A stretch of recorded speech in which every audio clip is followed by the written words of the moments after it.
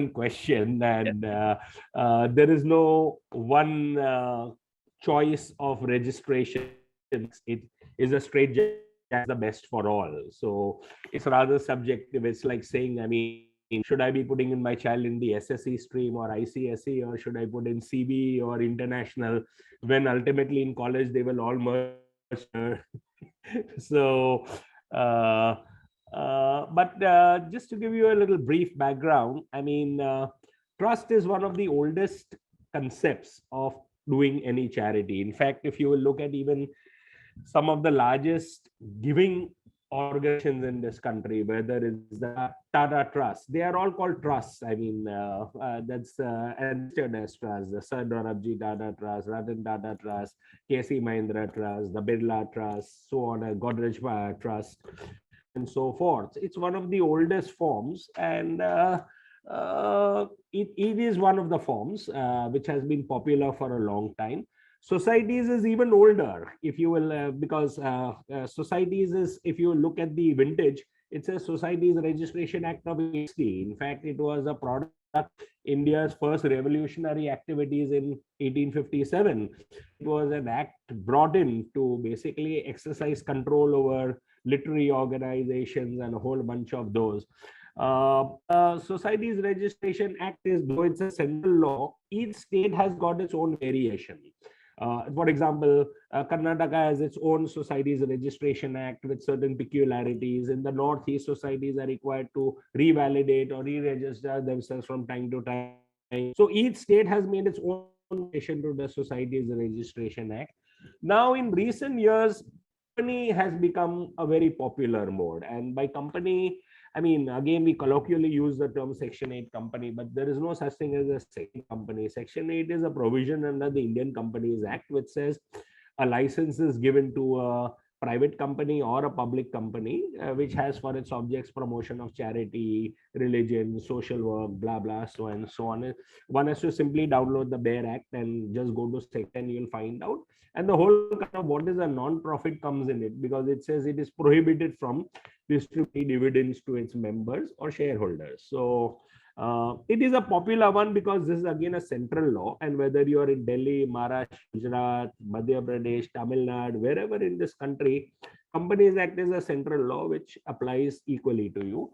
Where the Trust Act and societies are concerned, these are generally governed at a state level, in the sense that these are state authorities. If you happen to be in the state of Maharashtra, Charity Commissioner who regulator for trust and societies.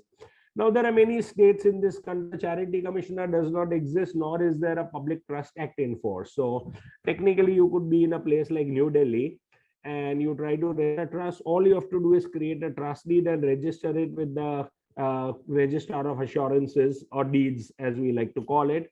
You get that chappa or that stamp that you have registered your trust deed. That's all. You have not registered a trust, because trust is essentially a legal obligation, corporate. So it's an understanding between the settlor and the trustees, and the document is registered. You did get your 12A, ATG for income tax, FCRA, etc. You start becoming eligible for all those. So these three are the choices. I concede that in recent history, Section 8 company is a very popular choice. Most people tend to go for it because everything is kind of online, seamless with the registrar of companies, etc. Things can be done in real time. For example, if you will look at Maharashtra, there is a charity commissioner, simple things like a trustee has resigned or a new trustee is out. You have to file a change report with, duly notarized, put a court fee stamp. The charity insists that the trustees must come in person and show his face to the charity commissioner. It takes several months on end. Whereas in a company appointment resignations, you go online, scan the copy, and in real time, the change is affected. So some things are quite streamlined. Even things like buying, selling property in Maharashtra, etc. You have to take prior permission of the charity commission. You don't need all this in company. So company is a central law. Even companies giving CSR, I mean, this is not statistically proved, but they prefer that they want to Section 8 companies because, they are themselves companies.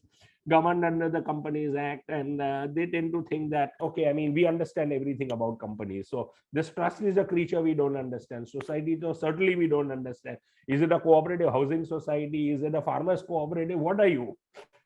Of course, these are all fallacies. I mean, all three are very valid options. Definitely, again, income tax is a law. So regardless of whichever state you have chosen to register in, form you have chosen, as in you have decided to be a trust, that's not a problem, as long as you are a registered trust. As in, if you are in your Karnataka, you have at least got the trust deed, which has been registered with the registrar's office, etc. You can first apply for a PAN, which is your permanent account number. Remember, your entity, the trust, society, Section 8 company also needs a PAN. You also apply for a TAN, which is for TDS purpose. Once you get into activity, there are bound to be TDS issues also. You may have to deduct TDSs when salaries or paying to contractors, etc. Or those vendors dealing with you will ask for TDS, etc. So you get your PAN and TAN, anything else. This is what you need to know.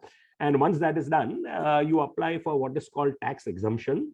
The tax exemption is under the old, first it came as 12A, then it became 12AA. Now it is called 12AB. I mean, that's transition under income tax, but the tax exempt clause that the income of your trust, society, or a Section 8 company will be exempt from tax, which means that you will not be paying any taxes at all. I have a certain income, we pay a tax. It is over 2 lakhs or it's 3 lakhs or whatever the case may be. Even corporates have to pay taxes. But as a charity, because you are supposed to be doing government's work, remember the term NGO also comes from non-government, doing the government's work without being government. And that is why the income tax department says, since you do good charitable work, almost the work that government is supposed to do, you are tax exempt. Of course, the tax exemption comes with certain conditions that you have to follow those compliances, otherwise your tax exemption could be lost in a certain assessment year, you would be taxed. So first is that tax exemption. It's a fairly simple form. Now things have been streamlined, where if you are a first time applicant, you get a provisional tax exemption for a period of 3 years without checking into your genuineness of activities, etc. Based on your, if your objectives are in nature, etc., that is given to you. So you provisionally get. Ditto with now, ATG is a tax deduction. We use these terms interchangeably. We call ATG also tax exemption. ATG is not tax. Tax exemption is what you have as an organizer. The donor gets a tax deduction. When a donor is giving you a donation, it may be 5,000, it may be 50,000. There is no upper lower limit set by income. The donor gets a tax rebate or a tax deduction while computing his or income liable to tax. So is of no direct consequence to you, but it's an incentive. Those would like to give it to you because apart from supporting a good cause, they are also getting tax deduction. It may not be the primary driver for giving, but it's a secondary driver. Okay, I am supporting a good organization, and in turn, I'm also getting a tax deduction.